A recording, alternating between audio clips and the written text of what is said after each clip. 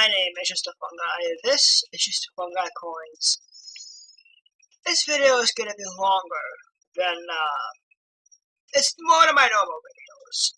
My normal videos are usually 5, 10, 15 minutes. This one's going to be a little longer. That's because I have a big video for today. I'm going to be doing the history of each and every United States dollar bill. United States dollar bill. I'm going to start from 1, go to 2, go to 5, go to 10, go to 15, go to 100. And I think there's going to be a 20 in there somewhere. So I got a lot of juicy content to get to. So I don't want my intro to be too long. So with that being said, let's get it.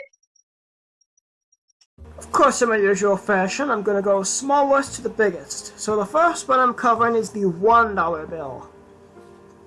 Although experiments with paper money did occur throughout the early history of the country, they were largely unsuccessful. People, for good reason, didn't trust the notes and preferred gold and silver. In 1861, needing money to finance the Civil War, Congress authorized the issuance of the demand notes, 5, 10, and 20 denominations. The demand notes were so named because they were redeemable in coin on demand. The notes were nicknamed greenbacks, a name which is still used in the currency today. The first $1 bill was issued as legal tender with a portrait of Salmon P. Chase, the Treasury Secretary under Abraham Lincoln. The National Banking Act of 1863 established a national banking system and a uniform national currency. Banks were required to purchase U.S. government securities as a backing for their national banknotes. Although United States notes were still widely accepted, most paper currency circulating between the Civil War and World War I were national banknotes. They were issued from 1836 through 1932 and from 1863 to 1877. They were printed by private banknote companies under contract to the federal government. The federal government took over printing in 1877. The current design of the United States $1 bill technically dates back to 1963, when the bill became a Federal Reserve note, as opposed to an earlier silver certificate. However, many of the design elements we associate with the bill were established in 1929, when other countries' currency was changed to its current size. Collectors today call these notes small-sized notes to distinguish them from the older, larger formats. And the most recognizable element of the modern-day $1 bill is the portrait of President George Washington. Here are some design changes that happened between 1933 and 1969. In 1933, the United States notes were issued to supplement the supply of $1 silver certificates. Its treasury seal and serial numbers were read, and only a small number of these $1 bills entered circulation. The rest were kept in treasury vaults until 1949, when they were issued to Puerto Rico. In 1934, under Washington's portrait, one silver dollar was changed to $1 due to the fact that silver certificates could be redeemed for silver bullion. The treasury seal moved to the right and superimposed over 1. And a blue numeral 1 was added to the left. In 1935, design changes included the blue numeral 1 to gray. The treasury seal was made smaller, and it was superimposed by Washington, D.C. And a stylized $1 was added over the treasury seal. The reverse also changed due to its current design, except for the absence of "In God We Trust." Skip ahead to 1957. The first $1 bill became the first U.S. currency to bear the motto "In God We Trust." In 1963, production of the $1 Federal Reserve note began to replace the $1 silver certificate. The border design on the front was completely redesigned, and the serial numbers of the treasury seal were printed in green ink. And finally, in 1969, the $1 bill began using the new treasury seal with wording in English instead of Latin. The $2 bill. The material used to make it is 75% cotton, 25% linen. Years of printing: 1862 to 1966, and then again in 1976 to the present with the current form. The current denomination of the $2 bill from 1976 to present has a portrait of Thomas Jefferson on it. That's on the obverse. On the reverse features the engraving of the circa 1818 painting, The Declaration of Independence by John Trumbull. Throughout the $2 bill's pre-1929 life as a large-sized note, it was issued as a United States banknote silver certificate, or Treasury coin note, and a Federal Reserve note. When the U.S. changed it to its current size, the $2 bill was only issued as a United States note. Production continued until 1966, when the United States notes were purchased out and the $2 bill denomination was discontinued. Until 1976, it was reissued as a Federal Reserve note with a new reverse design. As a result of banking policies with businesses, which have resulted in a low production of numbers due to lack of $2 bill use, they do not circulate well as other denominations of the U.S. currency. This comparative scarcity in circulation, coupled with the lack of knowledge that the bill is even still in production and circulation, it has also inspired urban legends about its authenticity and value, and occasionally has created problems for those trying to make bill purchases with $2 bills. The apparent scarcity of the $2 bill, in spite of its production figures, also means that large numbers of the notes have been taken out of circulation and are being collected by many people who believe that the $2 bill is rarer than it actually is. These things are real common. $5 bill. The $5 bill has been printed from 1861 and it's still being printed. Materials used: 75% cotton, 25% linen. The United States $5 bill, well, the current design at least, features the 16th president, Abraham Lincoln, on the front of it, and on the back of it is a Lincoln Memorial. The $5 bill, sometimes nicknamed a fin, the term has German Yiddish roots in it, and it roughly translates to the English word five. It's remotely related to it, at least, but it is far less common today than it has been in the early 19th and the late 20th centuries. As of December 2018, the average life of a $5 bill in circulation is 4.7 years before it's replaced due to wear. Approximately 6% of all paper currency produced by the U.S. Treasury, the Treasury's Bureau of Engraving and Printing, in 2009 were $5 bills. The redesigned $5 bill was unveiled on September 20th, 2007, and was issued on March 13, 2008, during a ceremony at President Lincoln's cottage. It had incorporated a butt-ton of new security features to make it less counterfeitable and make it less desirable to be counterfeited and reproduced that way.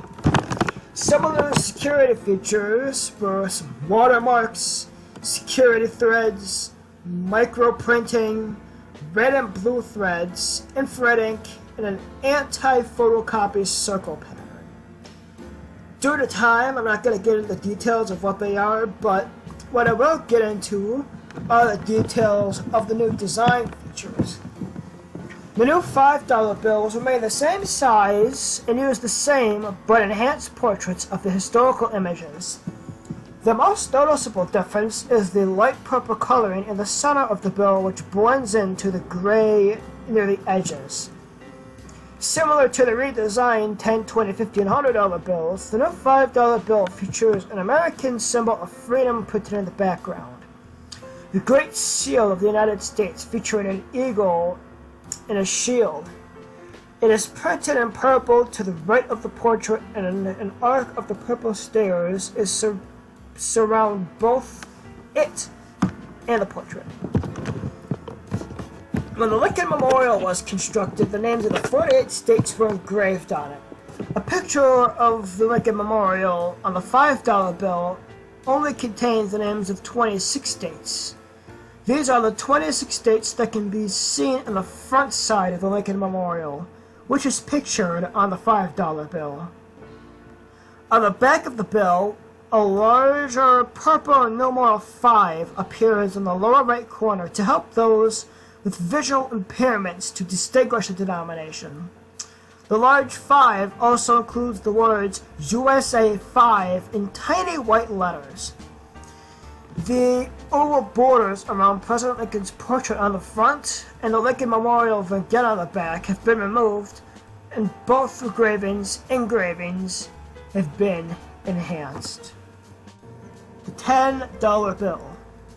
The $10 bill is cotton linen, and it was printed from 1861 and it's actually still being printed. The $10 bill features a portrait of Alexander Hamilton, who served as the first Secretary of Treasury. The reverse features the U.S. Treasury Building. As of December 2018, the average life of a $10 bill in circulation is 5.3 years before it's replaced due to wear. $10 bills are delivered by Federal Reserve banks and yellow straps. The source of the portrait of the $10 bill is John Trumbull's 1805 painting of Hamilton that belongs to the portrait collection of New York City Hall. The $10 bill is unique in that it is the only denomination in circulation and that the portrait faces to the left. It also has one of two non-presidents currently on U.S. bills, and of course the second one is Benjamin Franklin on the $100 bill.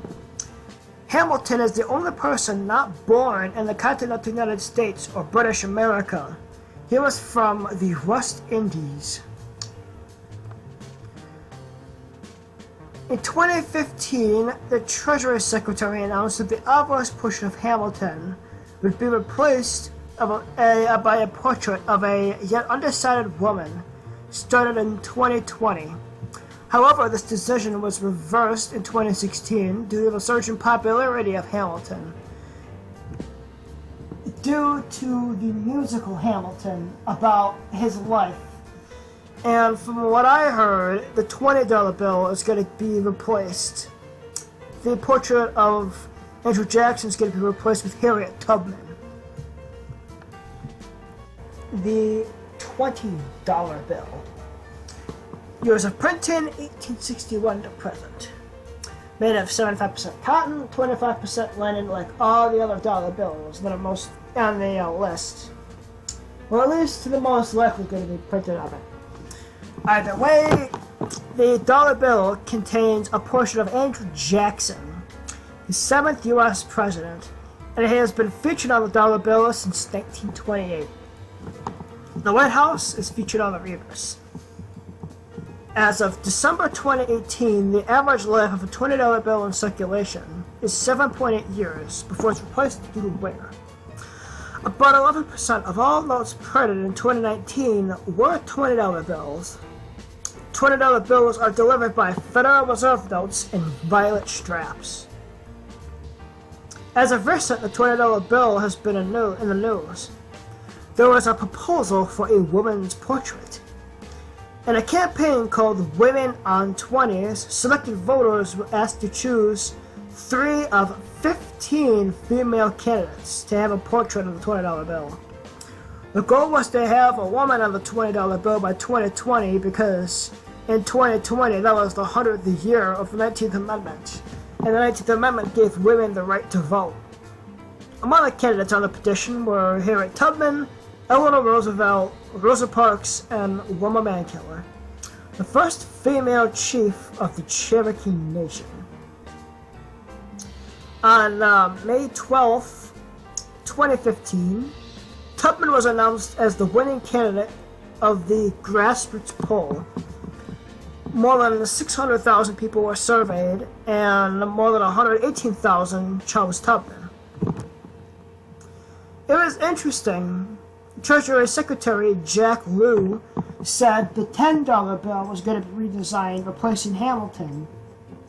But then the musical Hamilton got real popular, and then that decision was quickly reversed, and he said the $20 bill will be replaced. In the Trump administration, before Trump was running, but he had not gotten it yet. While campaigning for president, Trump reacted to the announcement that Tubman will replace Jackson with a $20 bill. The day following the announcement, he called Tubman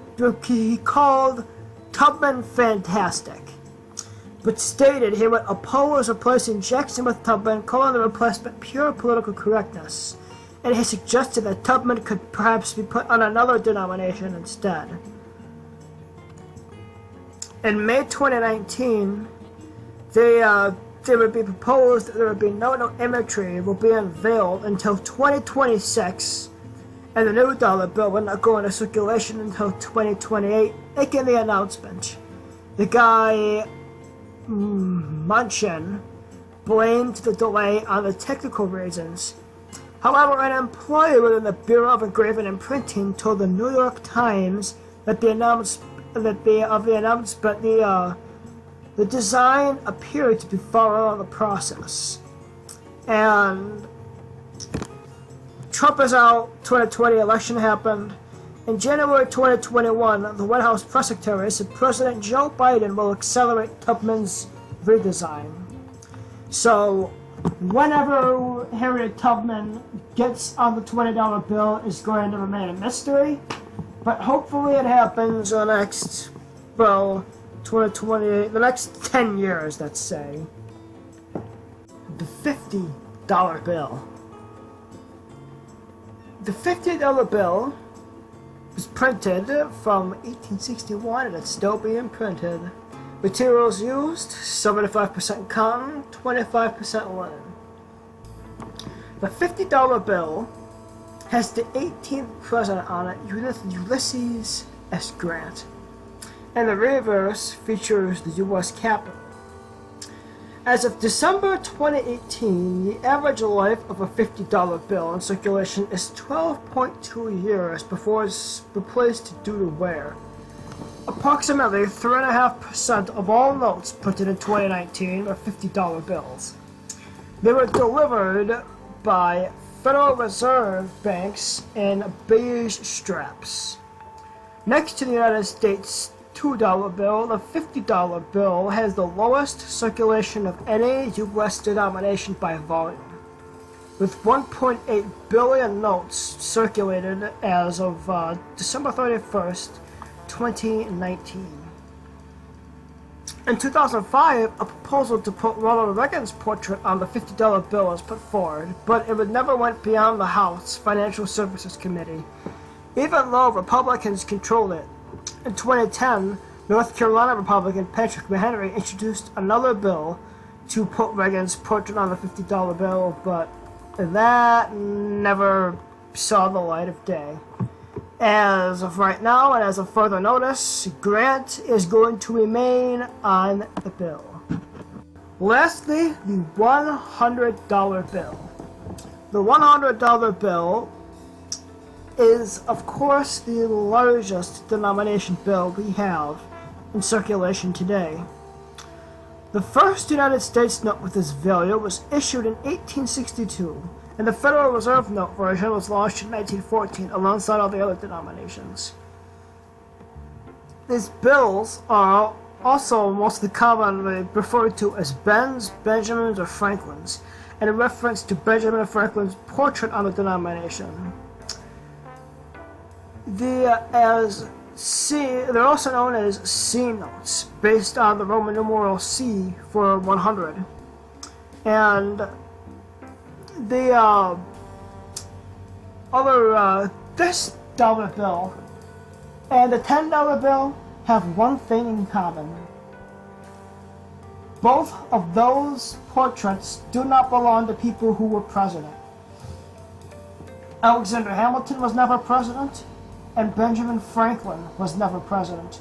Although looking back in history, he actually would have made a pretty good president, but by the time the United States was born, he was a little too old to be president.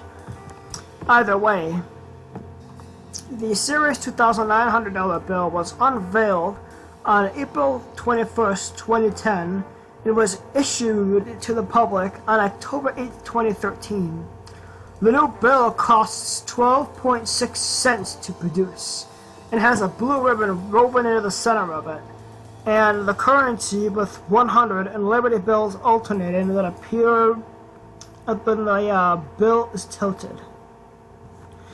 As of June 2012, the $100 bill is comprised 77% of all U.S. currency in circulation. The Federal Reserve data from 2017 showed that the number of $100 bills exceeds the number of $1 bills in circulation. However, a 2018 research paper by the Federal Reserve Bank of Chicago estimated that 80% of $100 bills were in other countries. And possible reasons include economic instability that affected other currencies and use of the bills for criminal activities. The Federal Reserve had larger bills, $500 and up,